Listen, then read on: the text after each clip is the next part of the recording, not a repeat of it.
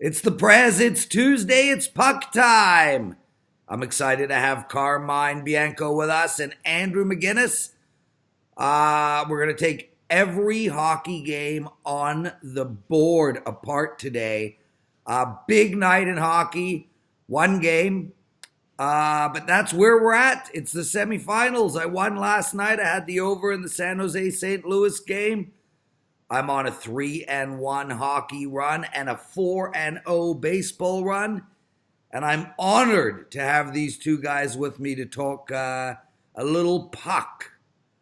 Carm, how are you, my brother? I'm good. Loved last night's game.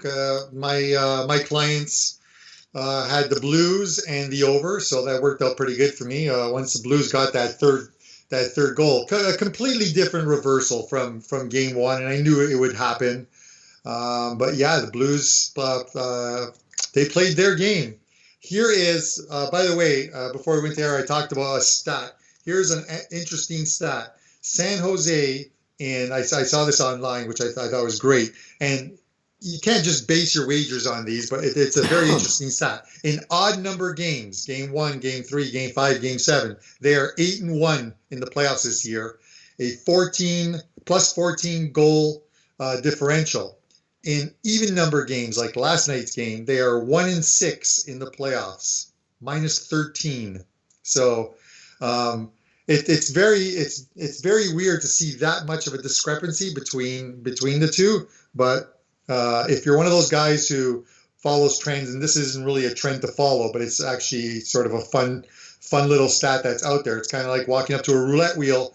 Oh my God, it's been black 16 in a row. It's got to be red. Well, no, it's still that same 48 or 49% chance it's going to land in either black or red. Teddy has an incredible story about when he moved to Vegas and he wanted to try out the martingale theory. I walked over to the roulette table, played black or red, I can't remember which, and every time it lost, he doubled his money, assuming that ultimately it will land on his number, and that is how the martingale works. Every time you lose, you double your money, and ultimately when you win all your losses back. Teddy bankrupted himself within the first week of being in Vegas. I think it went 30-something times in a row. It was so he couldn't continue. They've now renamed an interesting thing. If you didn't know, they've now renamed the martingale system, not after Teddy. It's now called the Vegas Dave whale play, where you just keep doubling up and doubling up and doubling up and doubling up until you have no money left. And I only watched the first episode of that. I only watched the first episode of that Showtime series. I have them on my computer. I got to get around to watching them. I watched Game of Thrones last night. I don't want to get into a long conversation. I'm very disappointed. Every episode has been crap. The scenes are too long. The music's too dramatic. The camera angles are too far and up close. It's just been like arrogance is the word I use. They feel like they now are making movies, and it's like it's a TV show, and it's just been slow, drawn out. Cersei's death, my God, what a letdown. I'd use a sex analogy, but Maddie's two friends just walked in, so I got to be a little bit better. But yeah, very disappointed in Game of Thrones. Andrew, the thing is, for the first 6 or 7 seasons, essentially each season, in my eyes, was like a 10-hour movie. Yeah. Start to finish. Start of the season to finish of the season. This season, they've taken the approach that literally every episode is a movie in itself. It's doesn't too really much. Work that way. It's too much, dude. It's like I'm sitting there and I'm like, come on already. Come on. Like Arya riding off on the horse. Like, come on. Like, get on with something else. Staring at the horse for 10 minutes. Like, come on, man. Let's get on with the damn show. All right, no spoilers. Let's get to tonight's game. Okay, brother. Boston, plus 100 against Carolina, minus 120. The over and under is 5.5. I played the under in the last game. I lost. I'm 3-1 this round. Andrew, I'll go to you first. What are you thinking in this hockey game? Well, Carmine had a pretty good stat for us, so I want to give us a good stat as well. 80% of the games so far that a team is playing first at home during this playoffs, that team has scored the first goal. So the home team has scored first in their first game at home during their first round here in the playoffs. So that's unbelievable. So with me saying that means I'm going to take the Carolina Hurricanes here tonight at minus 115 to score the first goal. It's an interesting prop there to take. It's been very successful. But nothing that I've seen so far, guys, has made me interested in taking the Carolina Hurricanes. And I will not do it here tonight. What I will do is go ahead and continue with this high-scoring theme here and go with the over.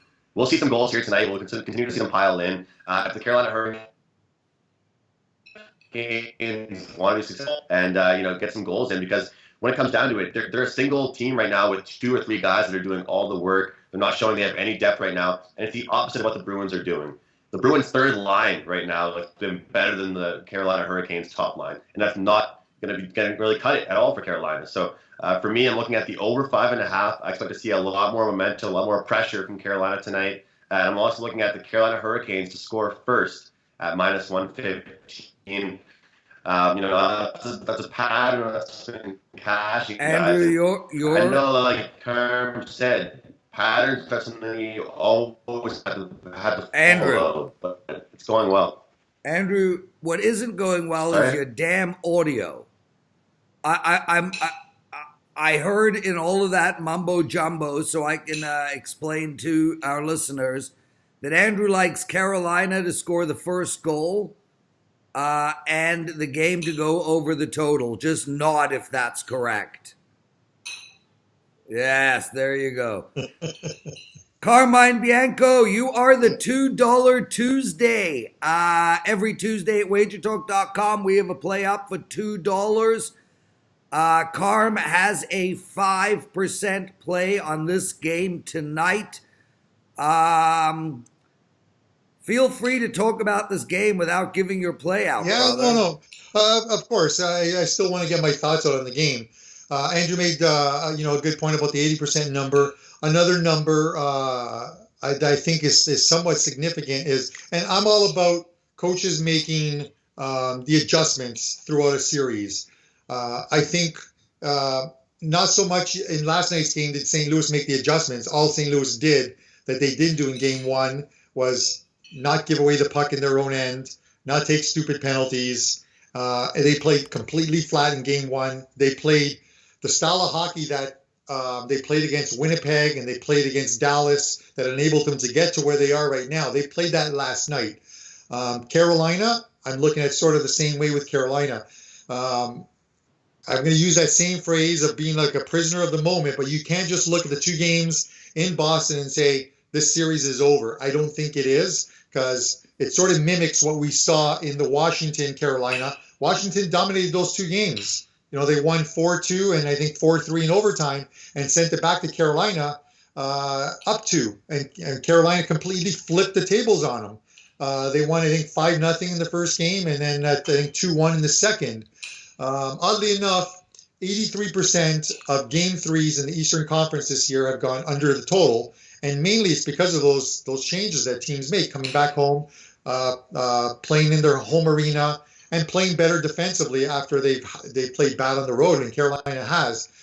The one thing about Carolina that if you're looking at where they may not be in this series is throughout the first round and second round, when you have a fine-tuned car and it's moving along, you're winning games, you're doing it as a team. They had that injury in game 2.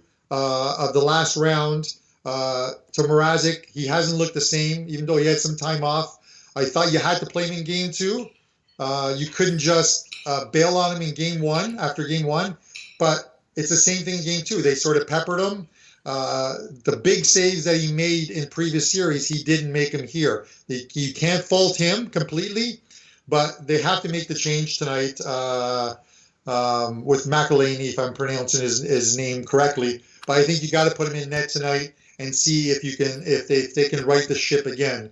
I think it's probably a strong defensive effort, and I think Carolina could surprise them tonight. It's a very low line, which you would expect, but the books are sort of split on which way this will go. But I think long term the Bruins win this series. Of course, anytime you're up 2-0 in a series, you're going to win it.